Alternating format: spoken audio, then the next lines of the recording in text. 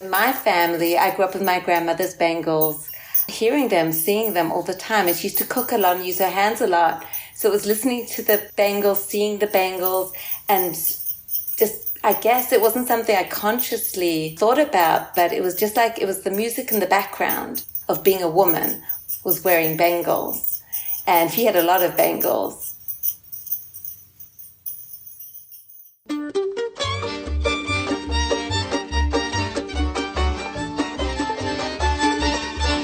This is The Book of Life, a show about Jewish kidlit mostly.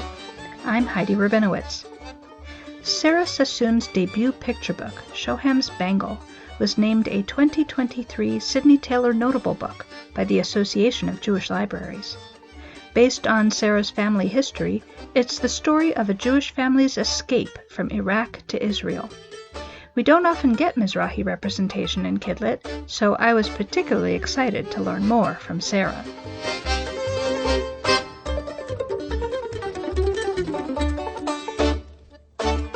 Sarah Sassoon, welcome to the Book of Life.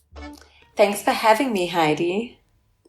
Sarah, Shoham's Bangle is your first book. What is it about, and what inspired you to write it? So Shoham's Bangle is about a young girl from Iraq who has to leave with her family in 1950 and go to Israel. And she's got a very special bangle that she shares lots of different experiences with her grandmother. There's a musical element to these bangles that accompanies her in her day. And suddenly they have to leave and she can't take her bangle. And it's like something's missing for her. They go on this journey to Israel. Her grandmother gives her a surprise, and I won't ruin the surprise. The bangle's there for her, and with it she can continue her relationship with her grandmother and continue a new life in Israel, but not forgetting where she comes from, which her bangle also reminds her of. This was inspired from my own family story. All my grandparents are Iraqi. My father was born in Baghdad. And one of the few stories that I was told growing up was about my aunt at the airport, that she wouldn't give her ring. So this inspired me to write Shoham's Bangle about a little girl who was able to take her jewelry just in another way. When the Jews left Iraq, they went via the airport, and at the airport there were officials checking their bags, and they used to even burn around the fedoras of the men's hats to make sure that they weren't hiding any jewelry or coins or any valuables. They weren't allowed to take anything with them besides 50 dinars. So my aunt was a little girl of about 7. She was with my grandmother, and they were checking my grandmother, they were checking the baby. They made my grandmother unswaddle the baby and check that she wasn't hiding anything with the baby. And they check all the suitcases, of course. And then they looked at my aunt and they saw she had a ring on her finger. And they said to my grandmother, "You allowed her to keep her ring?" And my grandmother said she wouldn't take it off. So my aunt was listening to all this, and she was very feisty. And she was very proud, and she was, I guess, ashamed about the way these officials, they were women. The women used to check the women, the way they were speaking to her mother. And so she pulled off her ring and she just threw the ring at the officials as an act of defiance. It was quite a dramatic moment. And I think it was part of the trauma for many Iraqi Jews, was this leaving with nothing, and that humiliation at the airport of being checked is something everyone remembers. And any Iraqi who sees my book, they all have their stories. These stories, the story of the Iraqi Jews leaving, wasn't something I grew up with. It was something that I've had to research over the last few years very intensively to understand the whole story. And it's something I learned in bits and pieces growing up. So my aunt, for example, took me aside once and said, "Don't be ashamed of who you are. Do you know who you are? You're a Babylonian Jew. You come from like the princes of David." And I didn't understand what she was talking about. We were in Sydney, Australia. My grandparents had moved there with the whole family in the late 60s. I was born in Australia, and I had no idea of this Iraqi background, and yet it's all I knew at the same time. It just wasn't spoken about. It's a very strange dissonance. What is the significance of bangles in Iraqi culture in general, and to you in particular? Bangles are very significant. Iraq is a modern concept. It was a country created by the British, basically. It was the Kingdom of Iraq in 1932 officially. became the Republic of Iraq in 1958. Before that, it was under the Ottoman Empire, before the British mandate came in after World War I in 1918. The reason I go into this history is that under the Ottoman Empire, jewelry was very important.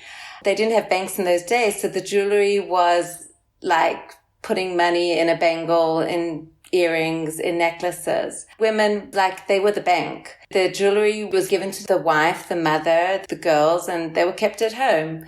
And it was portable, and it was quite a practical thing in those days, in the time of the Ottoman Empire. And it was a status thing as well. When you got married, you'd give your fiancé a bangle. The amount of jewelry you had was a status thing. It's still that way. And it wasn't only in Iraq, it was actually across the Middle East. It's still very popular today. So you'll see a lot of Middle Eastern women have bangles. In my family, I grew up with my grandmother's bangles, hearing them, seeing them all the time. And she used to cook a lot and use her hands a lot. So it was listening to the bangles, seeing the bangles, and just, I guess it wasn't something I consciously thought about, but it was just like, it was the music in the background of being a woman was wearing bangles. And she had a lot of bangles. What is the connection between your family and the characters in the book? Was Shoham a real person? And was Nana Aziza a real person? They are real. I wanted these names to be remembered. Shoham's actually my aunt. She was Suham in Iraq. She became Shoham in Israel because Suham was too Arabic. And Nana Aziz is actually my grandmother. I had a very close relationship with her. She was always cooking and baking all day long. I name all my uncles as well who were born in Iraq. I think I wanted to put everyone's names in because this is such a forgotten story and it's such a not spoken about story that I needed to name it. I needed to put everyone back where they belong. Shoham cooks and bakes a lot with her Nana Aziza within the story. And I'm kind of surprised, actually, that there were no recipes at the back of the book. So if you could have included a recipe, what would it be? So if I could have included a recipe, it would have been baba tamar. It never occurred to me to add a recipe. I would have happily added. And in the education notes that I provided to Carben, I added lots of cookie recipes. Baba tamar is a wonderful cookie. It's a date-filled cookie. It's a bit complicated though, like all Iraqi Jewish cooking. Most of it takes time. And the ability to kind of stuff the cookie with the dates that you've crushed and flatten it, it's a skill actually. You need to see it and feel it. And the only reason I know how to make it is because I used to make it with my Nana Aziza. So it's an apprenticeship cookie. Yes, it's a generational cookie. I think most of Iraqi cooking is that way. When I cook now, I cook to return to my grandmother, to cook according to the way she cooked and the way it tasted with her. I'm not interested in the easy kind of recipes to cut corners. I really, really want to capture the way she cooked because I feel like it's something that's getting lost. Well, then maybe it makes sense that there wasn't a recipe at the back because these recipes really need to be shown, not just told on paper. Yeah, exactly. Maybe to do a YouTube clip. Yeah. Your story includes Operation Ezra and Nehemiah. Can you tell us more about what that was? So Operation Ezra and Nehemiah was an amazing airlift created by the Mossad and Israel to get the Iraqi Jews out. I think it was one of the biggest airlifts in history. Jews from Iraq considered themselves Babylonian Jews all the way back from the Judean exile in 586 BC with the destruction of the first temple. And a lot of our customs, a lot of our food can be traced back to the Talmud, which was developed in Babylon. My grandmother always said how beautiful life was in Baghdad, which is why I actually began with my question in my research. So why did they leave? If the Tigris River was such a wonderful place where Muslims, Christians, and Jews met at the coffee shops, only the men, obviously. My grandmother described how she used to swap bread with her Muslim neighbor. They really had very real, very good relationships. A third of Baghdad was Jewish in 1917. They were integral to the society.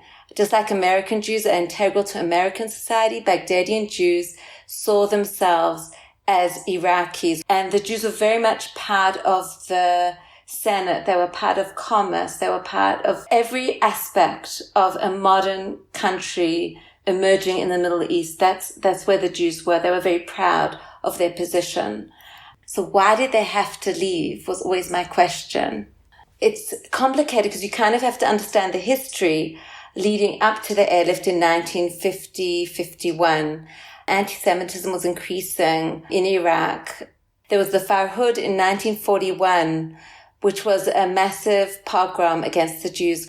They've got 180 names of people who were killed officially, but over 600 more at least were killed and put into a mass grave. It was a massive riot, and they say that the only people who survived were the people who were saved by their Muslim neighbors. Then with the creation of Israel in 1948 and the rising anti-Semitism that had been happening before with pan-Arabism, which is just Arab nationalism, things became really bad for the Jews. And so Jews began escaping, smuggling themselves out. It was a very dangerous time. There was even a time where I think over 600 Jews were in prison. It was just a terrible, terrible, uncertain time to be a Jew. It was scary. In 1950, they created the Tuskegee Law, which was the law allowing Jews to leave. Before they weren't allowed to leave, there were no passports for Jews. You could not leave Iraq. You had to smuggle yourself out, as I said, and it was very dangerous. Because if you were caught, you were arrested and put in jail, and robbers could take advantage. So it was just perilous to escape, and yet still thousands were leaving. So this law was to contain the number of Jews leaving and also to make it official, also take away all their valuables. So Operation Ezra Nehemiah was to get the Jews safely to Israel. One of the reasons the Iraqi government allowed it was they thought it would cripple Israel. Israel at the time was a fledgling state. It was in a deep depression. They didn't have resources for themselves, let alone 120,000 immigrants. Shlomo Hillel was an Iraqi who had moved to Israel earlier on, and he helped to orchestrate this mass aliyah. He tells the story of being called in to speak to Levi Eshkol, who was the housing minister at the time. And Levi Eshkol says to him, you cannot bring all the Iraqi Jews here. We don't have houses. We don't have food. We don't have jobs. You cannot bring them. And Shlomo Hillel was very upset by this.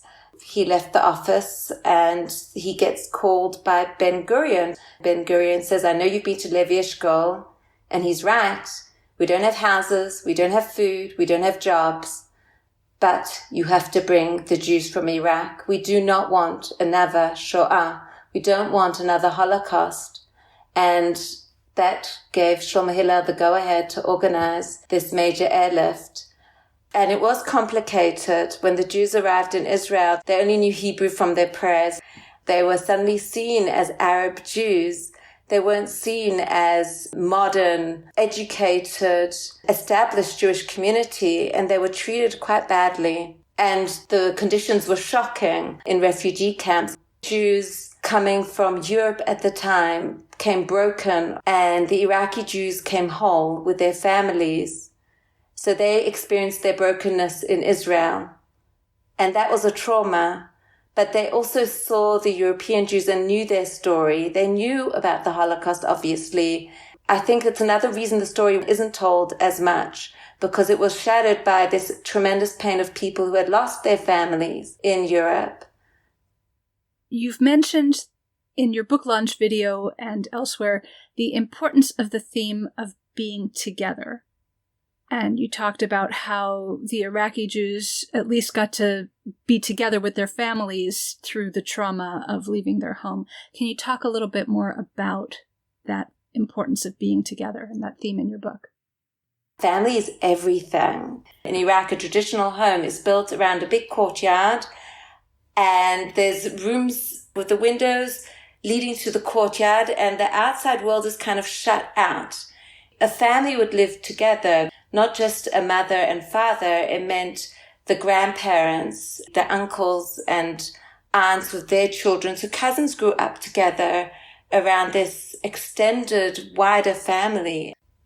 In Israel, when you first arrived, they were broken up. It was even more shocking for them because they were sharing tents with strangers in the Shar Aliyah. That was the first camp they'd arrive at. It was like the initiation camp. And then they'd be shipped off to whatever Ma'barot were available for them. The Ma'bara is the other transit camps. They're called transit. So it was meant to be for a short period.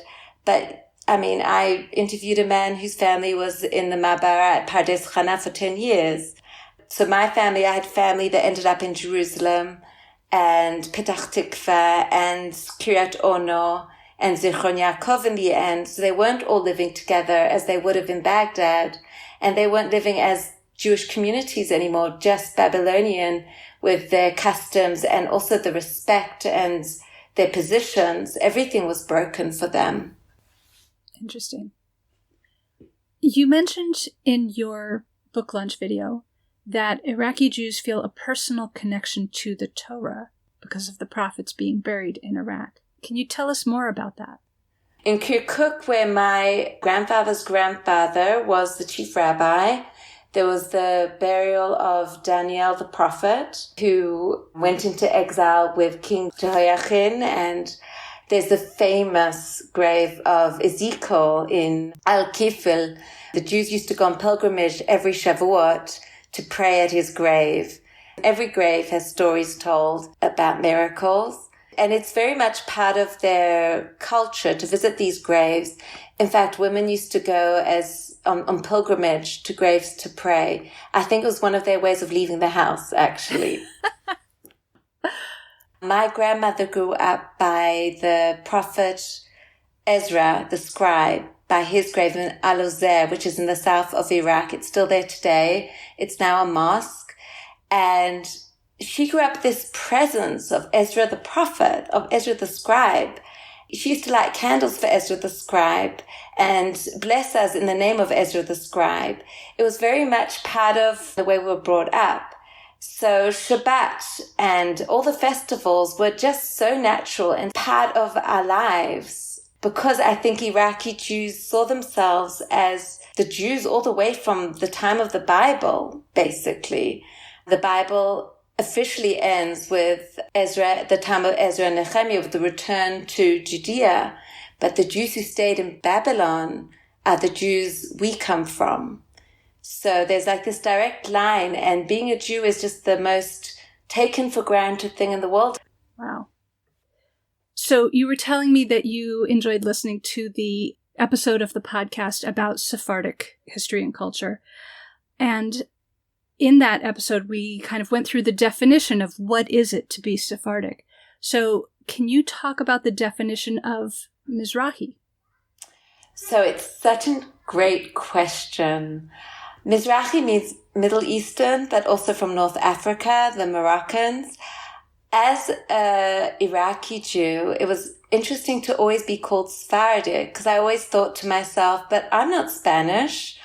And only recently did I resolve this dilemma inside of myself, because a lot of the Sephardi Jews also came to Baghdad with the expulsion, but they assimilated into Babylonian culture. In Baghdad, everyone assimilated into Babylonian culture. If you were Ashkenazi, you did not establish an Ashkenazi shul. You became Babylonian. It was seen as the more authentic culture, the more authentic Judaism.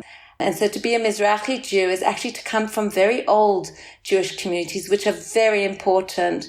And this is where our research needs to go now. We need to find our old stories because it tells the bigger Jewish story. In fact, one woman I interviewed told me the most wonderful thing. She said, every Jew should see themselves as Babylonian because Jews originally were in Babylon. After the destruction of the Second Temple, the Jewish center of life moved to Babylonia. So it's a different way of thinking about things. What are you working on next? So actually my next project that I've just finished the first draft of is a novel in verse. It's like Shoham's Bangle, but in large. It's a year in the life of a girl in Baghdad and then a year in the Ma'bara, in the transit camp. So that's interesting. So you're going to basically mine the same story, but tell it in a more detailed way for a different age group. Exactly. I'm going to explain Shoham's Bangle, basically. I'm going to answer the questions, why did the Jews have to leave?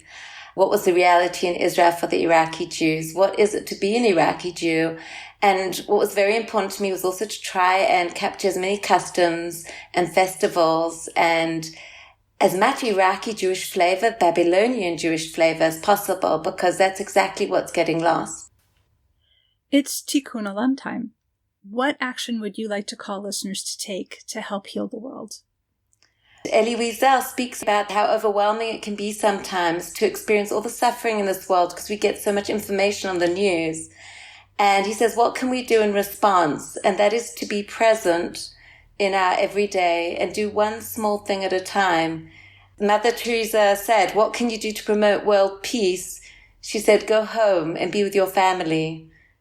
So that's what I would say would make our world a better place if we all were present for our families and in the small acts every day. That fits in so well with the theme of your book, of the importance of family and being together. Yeah, it's an Iraqi Jewish value as well, just to be there for your family and for every person who walks into your life. Lovely. Thanks. Is there anything else that you want to talk about that I haven't thought to ask you? Maybe just to say that it's been so special to be here to share my Iraqi Jewish story. I think one of the nicest things about my book has been getting feedback from other Iraqi Jews, Mizrahi Jews, Jews who just have not owned their Middle Eastern background because their parents haven't told them their stories. They've said to me, I have a Bangle too, and I want to know the story. So I just encourage everyone to go and see what special objects you have in your history and go find their stories because they're important. And it's been such a privilege to share this Iraqi Jewish story with you. So thank you. Sarah Sassoon, thank you so much for speaking with me. Thanks so much, Heidi, for having me. It's been such a pleasure. Hi, this is Amy Lucido, author of Recipe for Disaster. This is Amanda Panich, and I'm the author of The Two Wrong Halves of Ruby Taylor. This is Primoz Madayag-Nason, and I'm the author of Lessons in Fusion. We will be joining you soon on the Book of Life podcast, and we'd like to dedicate our episode to anybody who doesn't feel like they fit in.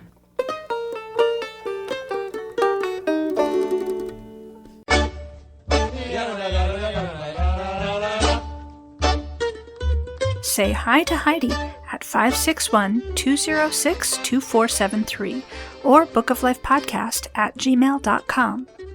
Check out our Book of Life podcast Facebook page or our Facebook discussion group, Jewish Kidlit Mavens. We are occasionally on Twitter too at Book of Life Pod. Want to read the books featured on the show? Buy them through bookshop.org/shop/bookoflife to support the podcast and independent bookstores at the same time. You can also help us out by becoming a monthly supporter through Patreon.